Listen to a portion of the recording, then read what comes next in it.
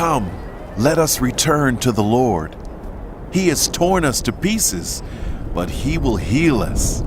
He has injured us, but he will bind up our wounds. After 2 days, he will revive us. On the third day, he will restore us, that we may live in his presence. Let us acknowledge the Lord. Let us press on to acknowledge him. As surely as the sun rises, he will appear.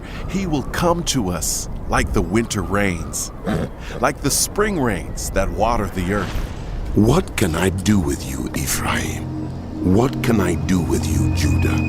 Your love is like the morning mist, like the early dew that disappears. Therefore I cut you in pieces with my prophets. I killed you with the words of my mouth. Then my judgments go forth like the sun.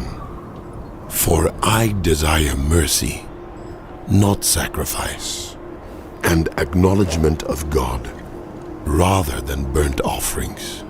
As at Adam, they have broken the covenant. They were unfaithful to me there. Gilead is a city of wicked people, stained with footprints of blood. As marauders lie in ambush for a victim, so do bands of priests. They murder on the road to Shechem, carrying out their wicked schemes. I have seen a horrible thing in the house of Israel. There, Ephraim is given to prostitution, and Israel is defiled. Also for you, Judah, a harvest is appointed, whenever I would restore the fortunes of my people.